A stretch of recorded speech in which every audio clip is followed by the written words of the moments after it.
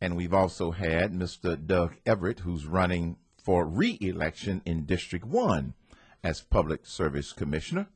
And he is being challenged by Mr. John Monds. Welcome to the show, John. Thank you, Herman. Glad to be here. I'm glad to have you on.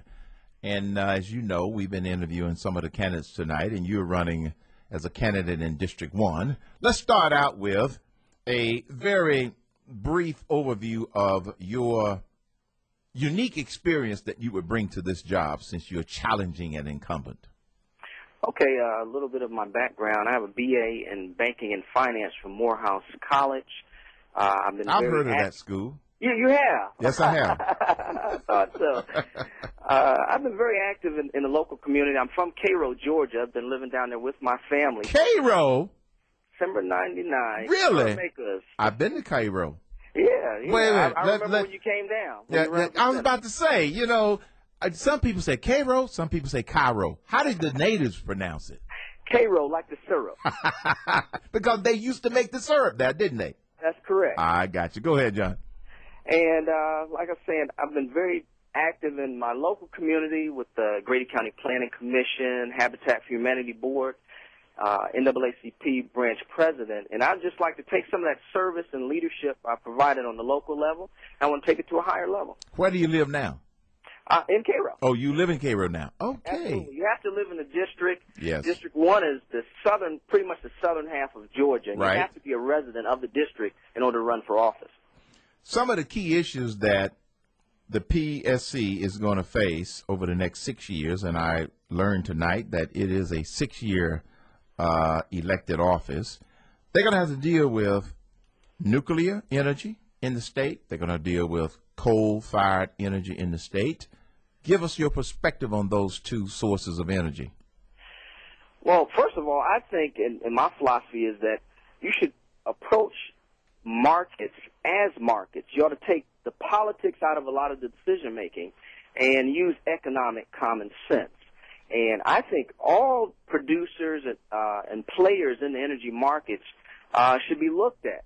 You know, we can't zero in and say we're only going to do this thing or that thing.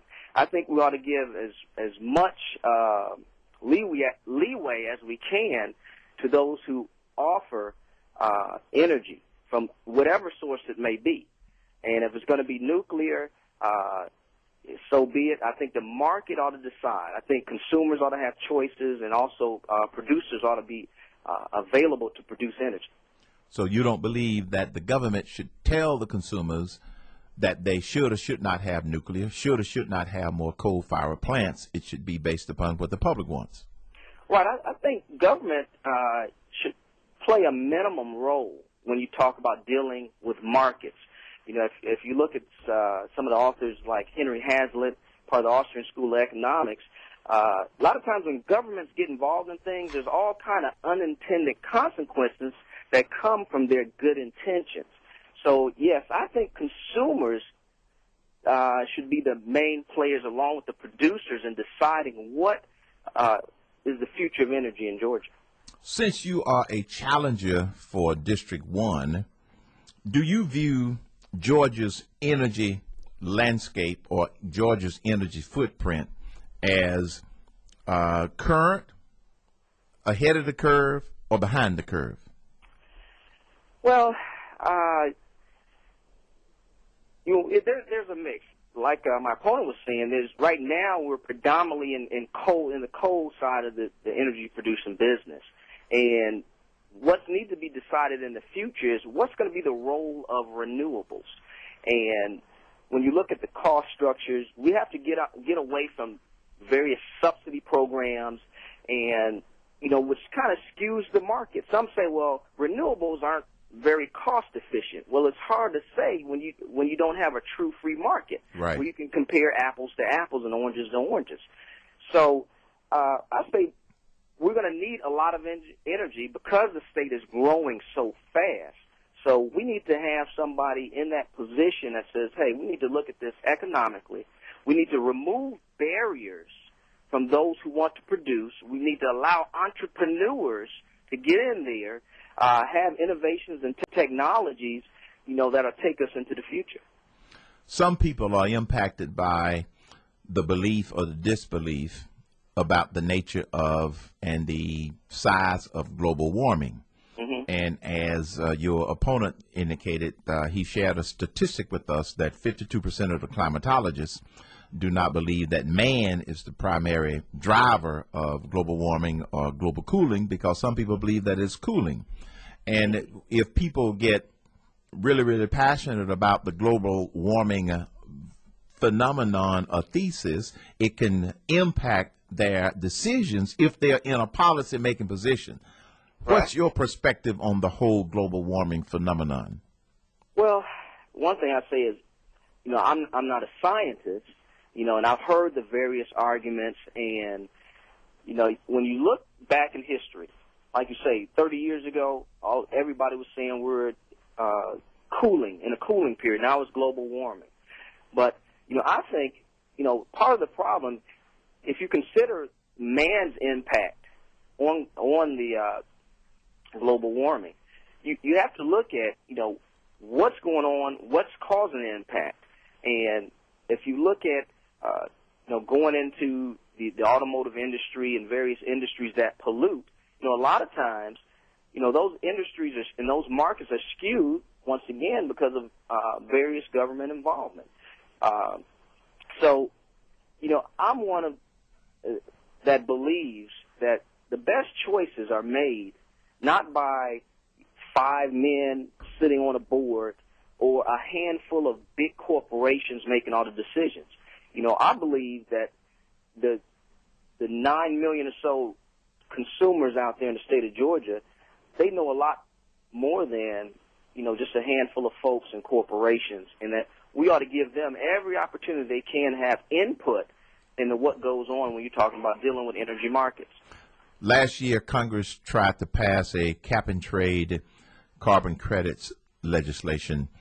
What's your perspective on that type of legislation? Once again, it's